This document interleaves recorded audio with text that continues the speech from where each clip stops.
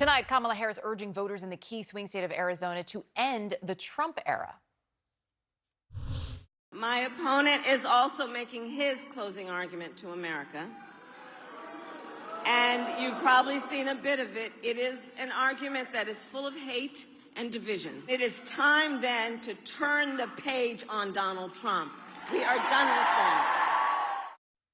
Meantime, brand new polling from CNN shows Harris and Trump neck and neck in two other battleground states, Georgia and North Carolina. Harry Enten is out front now at the Magic Wall. So, Harry, pivotal, as we know, these states, but just put them in context for us in terms of what they could mean. Yeah, I got Georgia on my mind, as Ray Charles used to say. Look, as Jeff was talking about in the last segment, the big blue wall runs through the Great Lake battleground states. That's Kamala Harris's best path. You know, Wisconsin, Michigan, Pennsylvania. That would get Kamala Harris to 270 electoral votes. But let's just say there's some leakage in that great big blue wall. Let's just say that Kamala Harris loses in Michigan. Well, then she drops below 270 electoral votes. But you know what? Get her right back over it. Let's just say we give her the state of North Carolina. She gets up to 271 electoral votes. So the bottom line is these Southeast states can very much sort of prove as a backup path potentially for Kamala Harris. Let's just say we're going to put Michigan back in a blue, but we give Pennsylvania away to Donald Trump. Now Kamala Harris is again south of 270 electoral votes. Well, what can sub in? Well, why don't we give her the state of Georgia, right? It went blue last time. That gets Kamala Harris well above 270 electoral votes. The bottom line is this. Look, Kamala Harris's best path to 270 electoral votes still runs through that great big blue wall up here in the Great Lakes states. But the Southeast provides this backup to her. One little last nugget I'll sort of point out to you. You know, we're talking about the importance of Georgia and North Carolina. When was the last time a Republican won without Georgia? You got to go all the way back to 1980. Of course, Jimmy Carter was the Democratic nominee. Not a big surprise. He carried his home state. How about North Carolina? You have to go all the way back to 1956. So the idea that Donald Trump can win without carrying the state of North Carolina, history would suggest that ain't going to happen. All right. So when we look at that, too, look, there's been a lot made about different voting blocks in this country. I know you specifically looked at black voters when it comes to Kamala Harris in both of those states. Why do you say there are warning signs? Why are there warning signs? Well, I'll tell you why there are warning signs. Let's take a look here. This is Democrat versus Donald Trump. Among African-American voters in Georgia and North Carolina average, you go back to November of 2020. Look at that. Joe Biden carried him by 80 points. Right now, Kamala Harris on average in our CNN polls has a lead of just 65 points. If Donald Trump ends up winning in Georgia and North Carolina, it could be because Kamala Harris struggled with black voters in the Southeast, just as we've seen throughout the national polling as well, Erica. All right. So look at all this, though. Donald Trump campaigning in New Mexico. We talked about this a little bit at the top of the show. Hasn't got red since 2004 for George W. Bush. Does it make sense for Donald Trump to be there at this stage in the race? I don't really think so. Well, first off, why don't we just point out a few obvious things, right? Let's talk about New Mexico and the results that we've had there recently. Look, the 2020 result, Joe Biden won by 11 points. The 2024 forecast has Kamala Harris winning by 7 points. So it's not a particularly close race. And more than that, Erica, get this. Even if we flip New Mexico over to red, look, we went from 283 to Kamala Harris getting 278. There are very few electoral votes in New Mexico. I know Donald Trump does some interesting things, but this is certainly one of the odder ones as far as I'm concerned. All right, Harry, thanks. Thank you. Out front now, Democratic Senator Cory Booker. He is supporting Kamala Harris for president. Senator, nice to have you with us this evening. So looking at some of this new CNN polling out today for Georgia and North Carolina, Donald Trump has an edge among likely voters when it comes to bringing the kind of change the country needs, 46% versus 41% for the vice president, and also holds a slim lead within the margin of error on which candidate shares their vision for the country. We're looking at 44% versus 41 or 42 for the vice president. She talks a lot about looking forward and about her vision for the future. That poll, though, was just done within the last week. Does it concern you at all about how it is perhaps not registering? And are you confident she could turn that around in the next few days? I mean, gosh, I'm almost dizzy from the poller coaster every day seeing different polls. It's just too much. And you and I both know statistically they go from a set of modeling where who they think is going to turn out. There's nothing usual about this election as I crisscross the country. I am seeing what is the makings of a very different kind of turnout model where there's going to be a lot more participation in a lot of different groups than we normally expect. Put that in terms of turnout and what you expect to see on Tuesday when it comes to numbers for Kamala Harris. Yeah, look, we know she's going to win the popular vote. I think that's almost been conceded by the other side. Most Americans are going to vote for her. But strategically, there's about 7 states that she's really working on the ground to get the vote out.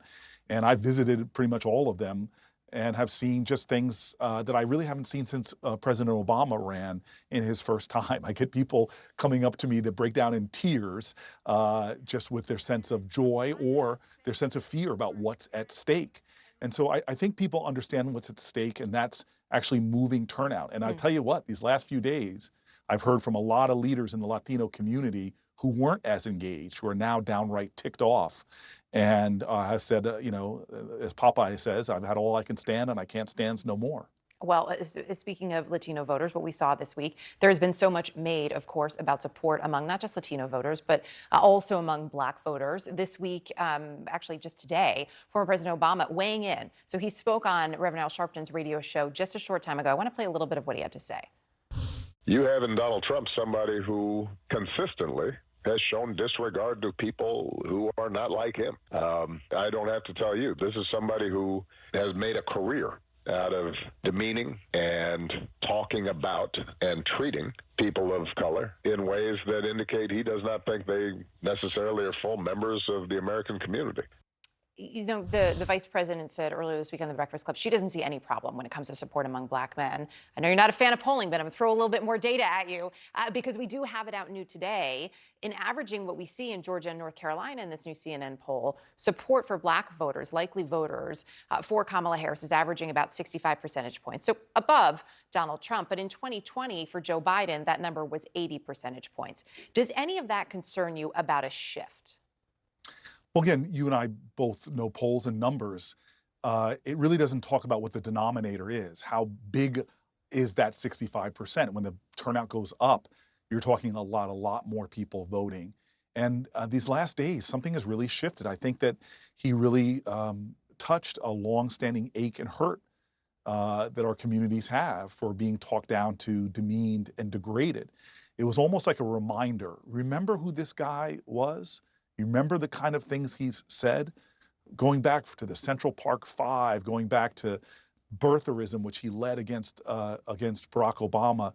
Do you really trust this guy to have your back when he has done so many things repeatedly, all the way up until this Madison Square Garden, consistently, that has kicked you in the gut, looked down upon you, and done things that seem so overtly racist? So I really trust that the most loyal voting base the Democratic Party has ever had is in the Black community. But right now, I think he's really given people cause to pause and to feel more of a sense of urgency to defend our communities from people who look down at us with such bigoted ways. You released a video with Senator Jon Tester, who may be the most vulnerable Democrat at this point seeking re-election. I'm going to play a little bit of that.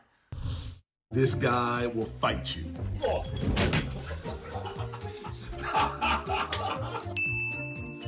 I'm going to go out on a limb here and say maybe stuntman is not the best day job.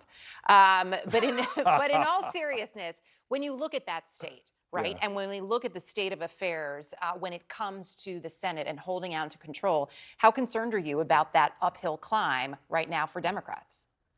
I will always bet on Tester. The reality is his state is about the size, population-wise, of the county I grew up here in, New Jersey, one of our 21 counties. And people know Jon Tester. Look, my chief of staff is in Montana right now on the ground. They're closing the numbers on their official polling that you see out there. But more than that, they're bumping into so many Republicans that just know him, trust him, and believe in him. And what Republicans, I think, if they made a mistake, they've been from Wisconsin, the person they have running against Tammy Baldwin, to Montana. What they have is they bring these multi-millionaires who are better known in other states that kind of plop in and try to run as these outsiders. Jon Tester is real salt of the earth. And the great thing about his reputation in the Senate is indeed he will. When it comes to defending Montana, he doesn't care if he's fighting a Democrat or Republican. He fights for Montana. So if anybody can win in that state because of their authentically independent spirit, it's Jon Tester. I am going to ask you one quick question. You said he's catching up in the polling, I believe you said, in the state. Does that mean that polling's okay? No, it's not. Okay. I mean, he has told me he doesn't give a damn. And he too has run it against an opponent that has said the most vile things about Native Americans and others. And people are responding to that. They want somebody that loves all of Montana, not just certain parts. Senator Cory Booker, good to have you with us tonight. Thank you. Thank you. Thank you.